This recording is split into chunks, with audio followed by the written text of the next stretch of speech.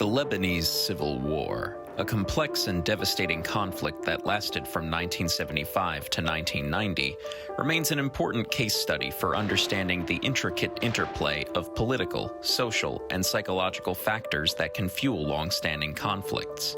In this video, we'll explore the key events and perspectives that shaped the war, delving into the various factions' motivations and how social psychological concepts can help explain their actions.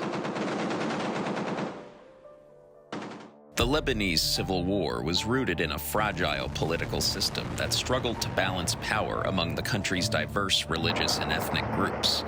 The breakdown of the National Pact, coupled with regional tensions, set the stage for the war, which was characterized by constantly shifting alliances and brutal sectarian violence.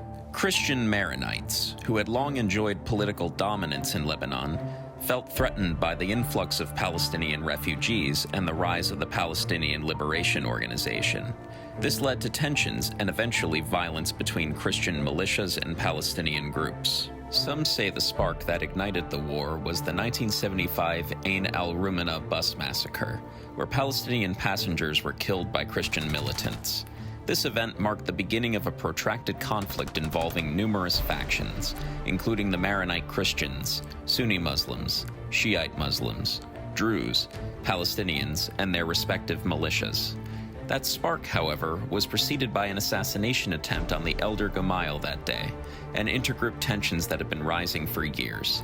These other factors built up an appetite for civil war, almost mythologizing the famous bus incident and its role in sparking the war. Amidst the chaos, the South Lebanon Army emerged as a predominantly Christian militia, which saw itself as defending Lebanon from external threats, such as the Palestinian Liberation Organization and Syrian forces. However, others viewed the South Lebanon Army as a proxy for Israel, which further complicated the conflict. The Lebanese Civil War is marked by various narratives and perspectives, each faction believing they were fighting for a just cause. This complexity is a testament to the deeply ingrained social, political, and religious divisions within Lebanese society. The Druze, another key player in the conflict, initially sided with the Palestinians due to their shared grievances against the Maronite-dominated government. However, as the war progressed, the Druze formed alliances with other factions based on shifting political and strategic interests. To better understand why each faction believed they were right, we can turn to social psychological theories on social identity, intergroup conflict, and group polarization. These theories can help us make sense of the group dynamics, in-group biases, and extreme beliefs that fueled the war. In this video, we will explain these social psychological concepts in greater detail, exploring how they can provide valuable insights into the motivations and actions of the various factions during the Lebanese Civil War. Social identity theory explains how individuals derive self-esteem and belonging from their group memberships. In the Lebanese Civil War, strong identification with religious and political factions, such as Maronite Christians, Sunni Muslims, Shiite Muslims, Druze, and Palestinians, led to in-group biases and intergroup conflict.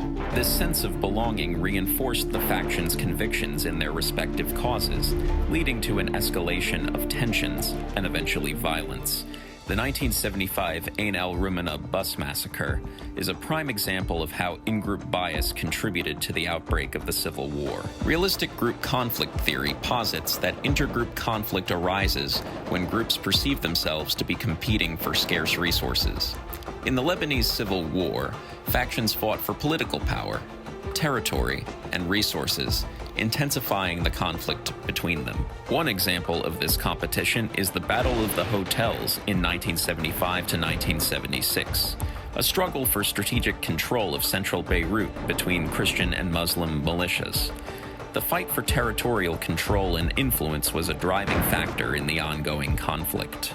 Group polarization occurs when group members adopt more extreme positions through discussions and interactions. In the context of the Lebanese Civil War, this phenomenon led to increased radicalization within each faction and a greater willingness to engage in violence against outgroups.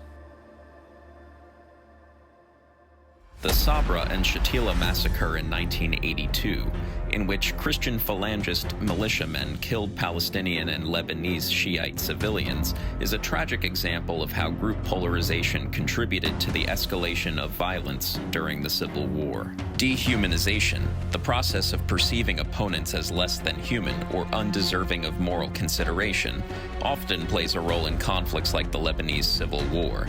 Dehumanizing outgroup members makes it easier for individuals to justify acts of violence and aggression. The 1983 Druze-Christian conflict in the Chuaf Mountains, which led to thousands of casualties and displacement of civilians, demonstrated how dehumanization of outgroup members contributed to sectarian violence throughout the Civil War.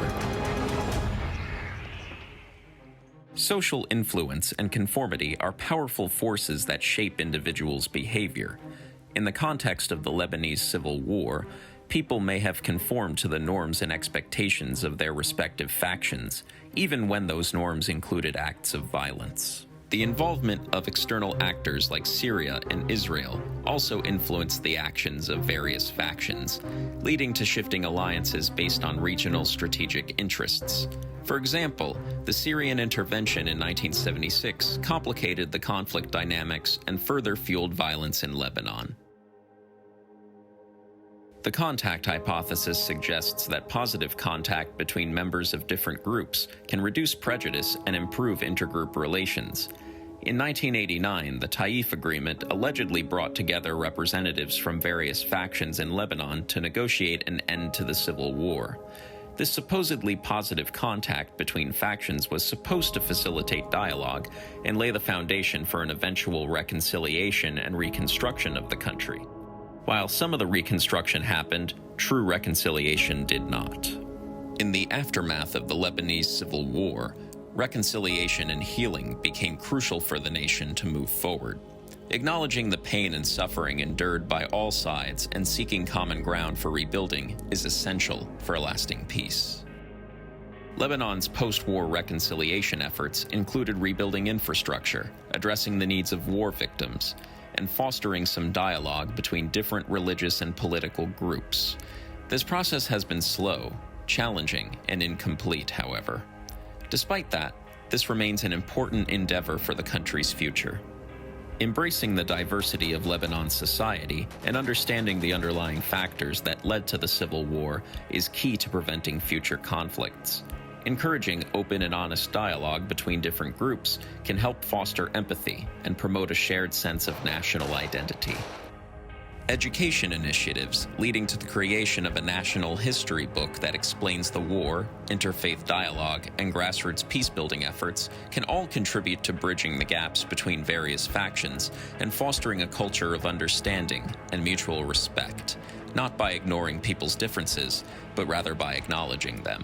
The lessons learned from the Lebanese Civil War serve as a reminder of the importance of dialogue, empathy, accountability, truth-telling, and reconciliation as the way forward. By acknowledging the complexity of the conflict and the motivations of various factions, we can work towards fostering a more inclusive, understanding, and peaceful society. As we reflect on the Lebanese Civil War, let us remember the importance of embracing our shared humanity and strive for a future where dialogue and understanding triumph over violence and division. The Lebanese Civil War was a complex and tragic conflict that left lasting scars on the nation and its people. By examining key events and perspectives through the lens of social psychological concepts, we can better understand the psychological and group dynamics that contributed to the escalation and perpetuation of violence. Recognizing these factors, fostering dialogue, and promoting empathy and reconciliation are crucial for building a more peaceful and unified future for Lebanon and societies around the world. صوتك عم بيوجعني صاير بردك قاسي كتير سمعتك لبيت النداء سامحني نام الضمير سنين طوال بس القلب ما اهتدى عم بيدور يا وطني عاوي تجمعنا يا لبنان يا لبنان يا لبنان يا لبنان يا لبنان يا لبنان يا لبنان